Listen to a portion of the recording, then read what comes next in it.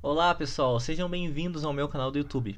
Na realidade eu fiz esse canal com o intuito de compartilhar conhecimento, mas até para a gente tratar daqueles assuntos que são conversados em rede social, que muitas vezes são tratados de forma superficial. E aqui a gente tem um cantinho para a gente conversar de forma tranquila, beleza? Então vamos lá. Hoje a gente vai falar um pouco sobre metabolismo e bioquímica, toda aquela base que nos fornece conhecimento para raciocinar em cima do metabolismo do nosso paciente.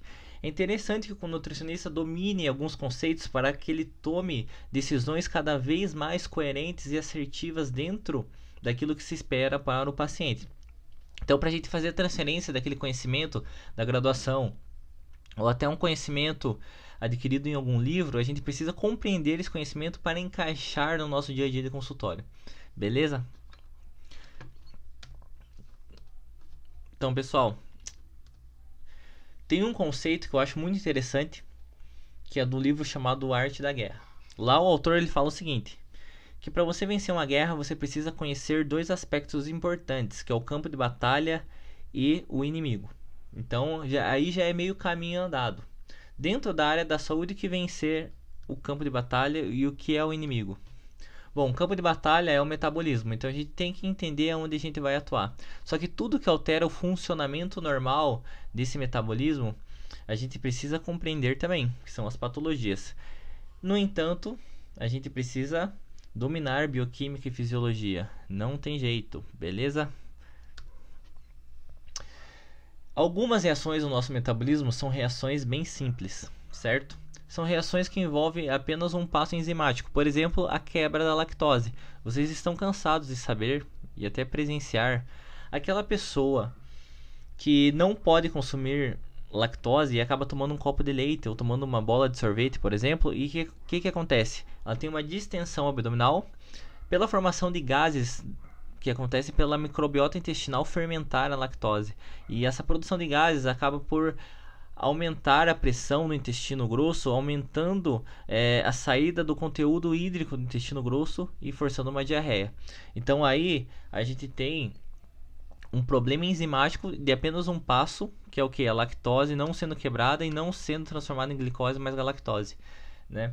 Mas quando a gente pensa em metabolismo energético, a gente tem várias enzimas que atuam em várias pontas do metabolismo e muitas vezes não é só uma reação que define, beleza? Essas enzimas elas também são estimuladas pelo ambiente, por exemplo, a presença de lactose estimula a produção de lactase. Porém, às vezes você tem um polimorfismo e não consegue produzir essa enzima. Quando a gente pensa em metabolismo energético, também acontece isso. Por exemplo, uma reação muito conhecida é a formação do piruvato, que a partir de uma enzima chamada lactato desidrogenase é produzido o ácido lático. Quando acontece isso? Quando essa enzima sofre um estímulo muito grande devido à presença de hipóxia, que é o que? A falta de oxigênio no tecido. Então pense comigo, uma pessoa que tem anemia, ela tem falta de ferro, como anemia ferropriva, ou ela tem uma falta de vitamina B12, uma anemia megaloblástica. O que acontece? Essa pessoa não tem a entrega eficiente do oxigênio. E não tendo a entrega eficiente do oxigênio, o que vai acontecer? A gente vai aumentar a expressão dessa enzima lactato desidrogenase e vai pegar o piruvato e vai fazer ácido lático. Então, o que eu faço com aquele paciente que chega no consultório com uma lactato desidrogenase aumentada? Eu vou lá no hemograma dela e olho como que está o formato das hemácias. Lá eu tenho alguns marcadores que dizem para mim a variação do tamanho das hemácias, a quantidade de hemoglobina que eu tenho nas hemácias. Então, eu consigo identificar se essas hemácias têm capacidade de fazer um bom transporte de oxigênio. Beleza? Agora, por exemplo, o piruvato, ele também sofre ação de uma enzima chamada alanina aminotransferase. O que significa isso? É pegar esse piruvato e enfiar um nitrogênio nele, fazer aminoácido a partir do piruvato, tá? E o que significa fazer um aminoácido a partir do piruvato? Significa que essa enzima que fica lá no fígado, ela está muito ativa, provavelmente porque meu fígado está fazendo muita proteína, ou porque meu fígado está fazendo proteína até estrutural, fazendo o que? Uma regeneração tecidual. Só que lembrem que essa enzima ela fica dentro do fígado e você fez um exame bioquímico onde você retirou o sangue. Então, o que a gente tem que pensar? Que essa enzima, se ela está no sangue, ela também marca necrose hepática, que é o que? É o extravasamento dessa enzima para o plasma. Então, Por isso que a gente pede essa enzima para avaliar o dano hepático e saúde hepática. Logicamente que eu tenho que relacionar com outros marcadores, certo? Então assim, existem várias enzimas que estão envolvidas em cada passo metabólico desse. E algumas enzimas, por exemplo, elas dependem de algumas vitaminas, tá? Por exemplo, para passar o piruvato aqui para acetil-CoA, para eu jogar no ciclo de Krebs e fazer energia, eu preciso da atividade desse complexo enzimático que é o complexo piruvato desidrogenase, que precisa de vitamina B1, B2, B3, ácido pantotênico e ácido alfa-lipoico. Sem isso estar bem arrumadinho, eu não consigo ter uma eficiência máxima do meu metabolismo, certo? Beleza, vamos seguir em diante.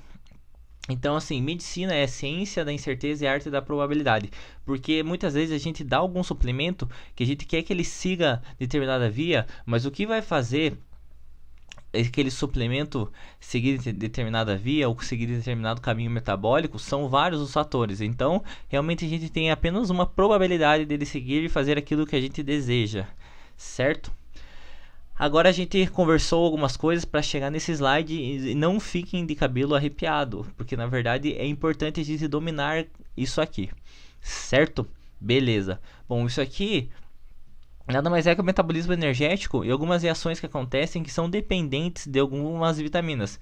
Então lembrem que alguns passos enzimáticos não acontecem se não tiver algumas vitaminas, certo? A gente vai começar o papo aqui falando do carboidrato. Esse carboidrato aqui, ele não entra na nossa célula por difusão facilitada, por exemplo.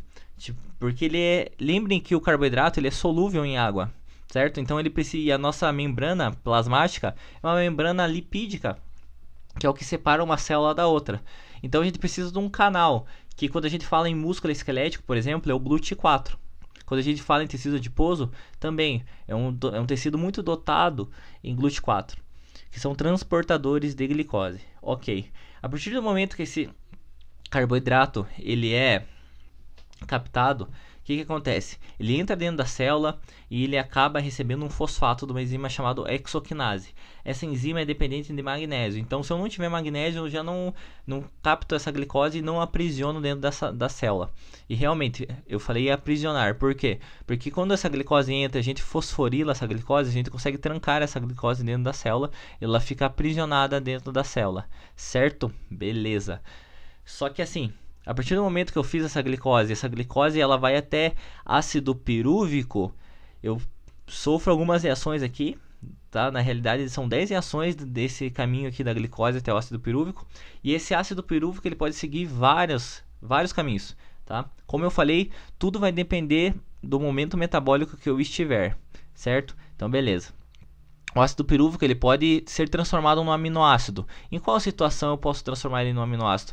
Principalmente se a célula estiver caminhando para o anabolismo, certo? Beleza. O que eu preciso para fazer um aminoácido? Eu preciso principalmente da vitamina B6, porque as enzimas que são transaminases, elas são dependentes de B6. E as transaminases são as enzimas que pegam um aminoácido A e transforma no aminoácido B, por exemplo. Ou pega um piruvato da vida aqui, pega esses esqueletos de carbono do piruvato e enfia um nitrogênio para fazer um aminoácido. Isso depende de vitamina B6. Por isso que vocês veem muitas vezes BCA que vem com vitamina B6 junto. Por quê? Porque a leucina é um aminoácido transaminador. A leucina tem capacidade de doar o nitrogênio e virar acetoisocaproato, tá? E acabar seguindo o seu caminho e esse nitrogênio da leucina acabar virando um outro aminoácido, certo? Então essa é a ideia de ter vitamina B6 junto no BCA. Beleza. Esse ácido pirúvico ele também pode sofrer ação de uma enzima chamada piruvato carboxilase e virar oxalacetato, girando o ciclo de Krebs, ou esse ácido pirúvico também pode ir a acetilcoenzima A através de um complexo enzimático que a gente falou ali, que é o complexo piruvato desidrogenase, beleza? Certo.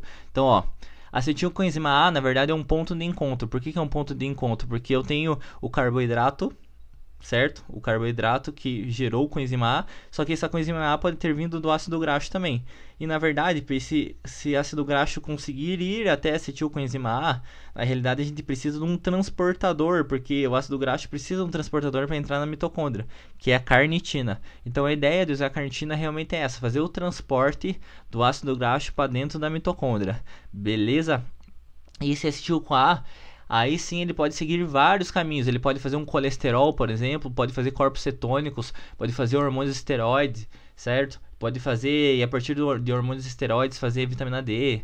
Então, a gente tem vários caminhos. Ou simplesmente gerar o ciclo de Krebs e fazer alguns produtos no ciclo de Krebs, que é o que? A água, ATP e CO2, certo? A gente também tem o metabolismo proteico envolvido no metabolismo energético, certo? Então, quando a gente capta um aminoácido, e o aminoácido também é captado por alguns canais, que muitas vezes são canais anti-Porter, que é o que? Quando entra um aminoácido, sai outro. Por exemplo, a leucina. Quando a leucina entra, sai uma glutamina. Ou uma cisteína. Quando entra uma cisteína, sai um glutamato, por exemplo. Beleza, esse aminoácido entrou dentro da célula, esse aminoácido ele pode ser transformado em ácido pirúvico? Pode gerar energia aqui. Esse aminoácido ele pode virar oxalacetato? Pode. Esse aminoácido, lógico que depende de qual aminoácido que entrou aqui. Beleza? E esse aminoácido ele pode virar ureia também, num processo que a gente chama de desaminação. Então a gente tem um processo chamado transaminação, quando a gente transforma o aminoácido A no aminoácido B. E a gente tem um processo de desaminação, quando a gente tira o nitrogênio para usar os esqueletos de carbono do aminoácido para fazer energia. E a gente pega o restante ali, que é o nitrogênio que sobra, para fazer ureia, certo? Lembrando que o aminoácido também pode virar bases purinas e fazer ácido úrico. E pode seguir vários outros caminhos, beleza? Então vejam que cada ponto do metabolismo necessita de uma quantidade de vitamina e alguns cofatores. Então ter tudo isso bem arrumado vai fazer com que você tenha um metabolismo cada vez mais eficiente, beleza? Aqui, só para a gente refletir a mesma imagem, a gente tem aqui a mitocôndria, porque o ciclo de Krebs acontece aqui dentro da mitocôndria, e aqui a gente tem a glicólise anaeróbia. Então aqui fora não precisa ter oxigênio, aqui dentro precisa ter oxigênio para que tudo funcione corretamente, certo? Se não tem oxigênio aqui, eu vou pegar esse piruvato vindo da glicose. Então, ó, captei a glicose 6-fosfato que eu falei para vocês, foi fosforilada. Lógico, essa glicose pode virar glicogênio e você estocar, mas se você for fazer energia com essa glicose, você vai fazer piruvato, e esse piruvato vai ser convertido a lactato, esse lactato jogado para fora da célula. Aí o que acontece? Algum tecido vai captar esse lactato, por exemplo o fígado, e vai transformar em glicose novamente, certo?